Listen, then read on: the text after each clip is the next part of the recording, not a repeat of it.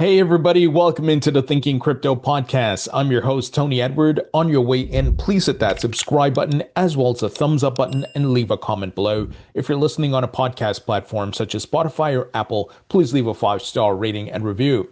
Folks, nothing much to report on the price. Right now, everything is consolidating after the flash crash we had. The market faking us out, of course. And we talked a lot about that in yesterday's podcast. So right now we got to be patient, right? Let the market do its thing, find the support levels, and then we're going to bounce and keep moving up because the macro bull market thesis is still in play. Everything is still on track despite short-term volatility. But what's interesting, we have the major institutions in Wales, they are buying. So BlackRock Bitcoin and Ether ETFs buy $1 billion as Bitcoin price mostly fills CME gaps. So we are seeing a lot of buying on the ETF front. So BlackRock's Bitcoin and Ether ETFs bought over $1 billion on Thursday, while the prices tanked 5% or more. Institutions were interested in buying the dip on both assets. A reaction says Bitcoin has almost filled its latest CME futures gap with a trip to near $117,200. So as always, smart money, they buy the dips, they buy the blood on the streets, they buy the fear, while retail, many of them panic sell because they don't understand markets. They don't understand the cyclical pattern of markets. They don't understand the different indicators and metrics and so forth. And that's what I try to share with you guys so we can be educated about what's happening in the market and not operate by our emotions. So very good to see that the whales are buying. And what's interesting, this week had the biggest week ever for spot Bitcoin and Ethereum ETFs in volume. So 40 billion in volume. So you can see there's a lot of activity here, right? And a lot of buying, and these guys are anticipating higher prices. That's why they're telling their clients to put their money in these ETFs.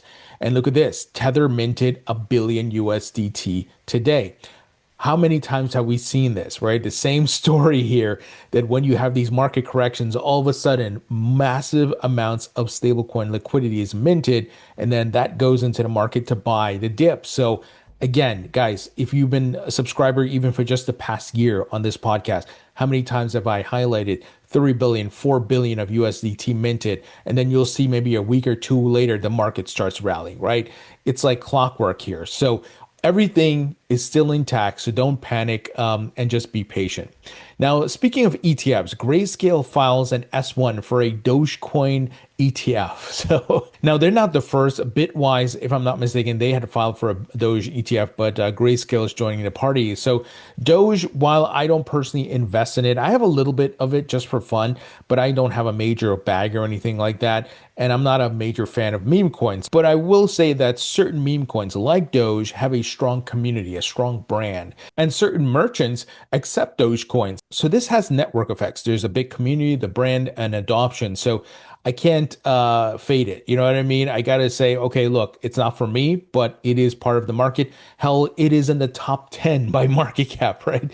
So this is pretty incredible what's happening. And look, it will be something really funny if the SEC approves a spot ETF for Dogecoin. All right, guys, the big news of the day, and that is the US Fed is ending oversight program for banks' crypto activities. So there are still a lot of legacy Operation Choke Point 2.0 elements still lingering, and part of it is in the Fed. So the more they remove these things and open up clarity, the more the big banks can participate in crypto.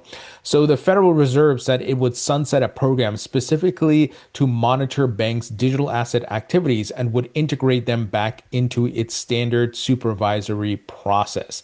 So this is very bullish. It will allow more banks to provide capital and banking services to different crypto companies and allow banks themselves to be able to launch their stable coins, launch crypto trading. As we've been reporting, a lot of these banks want to launch these products. Just yesterday, I talked about Citigroup. They're looking to launch custody, their own stable coin, and much more. And just recently, JP Morgan and PNC Bank partnered with Coinbase to bring crypto trading to their clients. And I interviewed a representative of Coinbase this week to talk about that. And that interview will be published on Monday, so you don't want to miss that. But this is really great, folks. And Senator Cynthia Lummis weighed in on this news saying, big win for putting an end to Operation Choke Point 2.0. The Fed announced it's killing the targeted supervision of digital asset banking activities. There's still more to do, but this is real progress toward a level playing field for crypto. So this is just incredible stuff. Eleanor Terrett weighed in saying the Novel Activities Supervision Program was a major catalyst for Operation Choke Point 2.0, one banking lawyer told me, while the Fed has yet to rescind all of its anti-crypto guidance from the Biden era, this is another piece of the puzzle. So huge win here, folks. And things are opening up. Obviously we got Trump signed the executive order to allow 401ks to invest in crypto. You got companies buying Bitcoin and altcoins for their Treasury Reserve. You got the market structure bill, which is going to be voted on come September and into early October. Of course, the Genius Act has already passed. You got the ETFs on Wall Street, and the banks are now trying to get in. So, guys, I'm so bullish. This is all great news and will lead to higher prices. And it will allow more participants, more capital, and much more. Folks, quick word from our sponsor, and that is Trezor. Trezor makes beautiful hardware wallets that make it easy for you to self-custody your crypto assets. I'm a big believer in self-custody. I have been for years. I've always been using hardware wallets where I store the majority of my cryptocurrencies. I'm a user of the Trezor Safe 5. It's a beautiful device, easy to use. And Trezor, they were the pioneers of crypto hardware wallets. They are the ones that started this back in 2013, and they created the seed phrase setup and much more. Their wallets are also open source. And folks, they support all the major coins, even new tokens. So Bitcoin, XRP, Solana, Ethereum, and much more. Even BlackRock's tokenized money market fund, BIDL. So they support a lot of cool things. And they have a great software that helps you to manage all this. It's called the Trezor Suite app. And you can also use their hand-holding service to set up your device. So you can speak to a Trezor rep. Don't worry, they're not going to ask for your private keys or anything like that. They will just help you to navigate the device and answer any questions you have. So that's a service available as well. Pretty unique in the industry, where you can speak on the phone to a representative. So that's really great. And folks, if you use the code Thinking Crypto, all one word, Thinking Crypto, you can get 5% off your purchase of a device. So check it out, folks. The link will be in the description. Now, SEC Chair Paul Atkins was interviewed today on Fox Business, and he made some very bullish statements. He said the SEC is mobilizing to make America the crypto capital of the world. So this is really great. And one of the things he also teased was private equity access for retail. So essentially updating the accredited investor laws. Because look, people have access to more information now due to the internet. They know what the Fed is doing. Information is publicly available. So at one point you could say, hey, look, a lot of investors, they don't have access to certain information that the hedge funds and the VCs do. They don't have trading view. They don't have, all the details, the filings that we now see from the SEC and what companies are doing. But now we do. We have it at the click of a button on the internet, and the game has completely changed. A lot of people are investing. They're more smart and educated. There are people like myself educating people, right? And there's influencers and much more. So it's time to update these outdated laws and allow people to participate. And obviously, there still needs to be disclosure. Education is still a factor, but there's no reason that people can't access private equity and only the hedge funds can do it, right? That is unfair.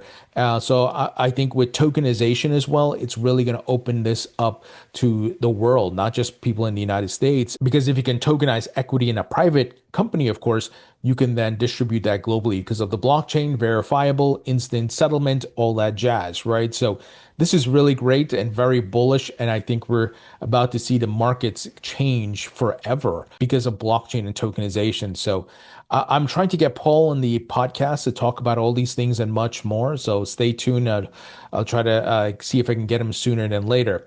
All right, moving ahead, Wellgistics debuts XRP payments for independent U.S. pharmacies. So this is big adoption news for XRP. A lot of haters are going to cry about this, but we're about the facts, not emotions.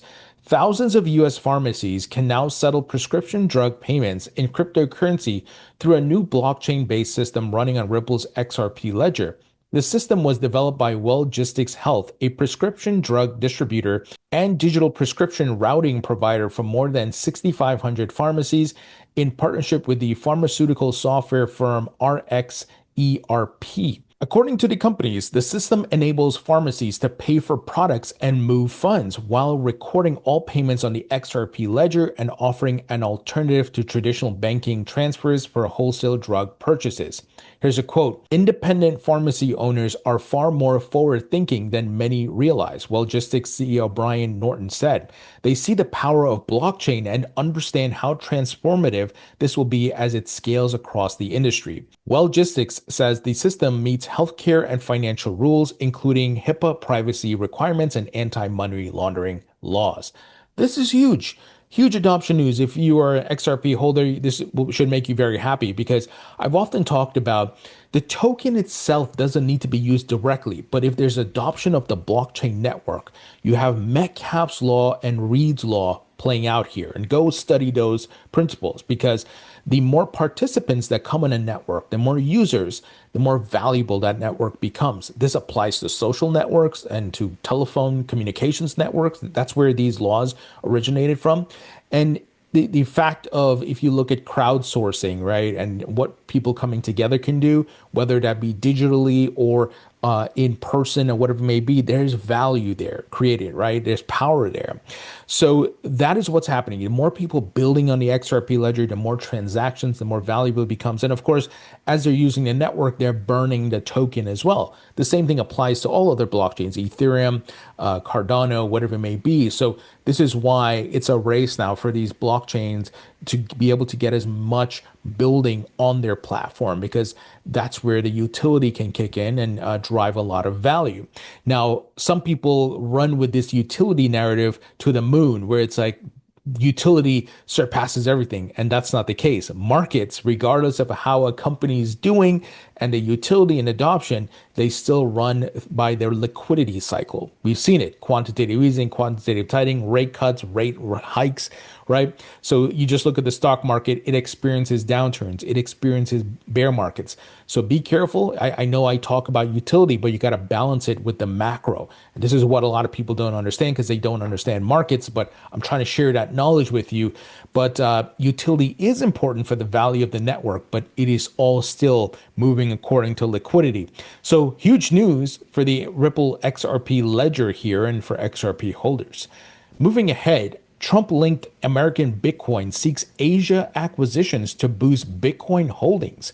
So this is interesting, folks. So American Bitcoin, a cryptocurrency mining company linked to the Trump family, is reportedly looking to acquire at least one publicly listed company in Asia to further its Bitcoin purchases. According to the Financial Times, American Bitcoin wants to buy a company in Japan and potentially another in Hong Kong. It aims to follow the blueprint of strategy, which to date has accumulated 628,946 Bitcoin, worth $73.8 billion at writing. Here is a quote: American Bitcoin's ambition is to build the strongest and most efficient Bitcoin accumulation platform in the world, the company told the Financial Times on Friday. While we are evaluating possibilities in certain regions, we have not made any binding commitments. So the crypto treasury strategy is continuing to grow. This trend is growing.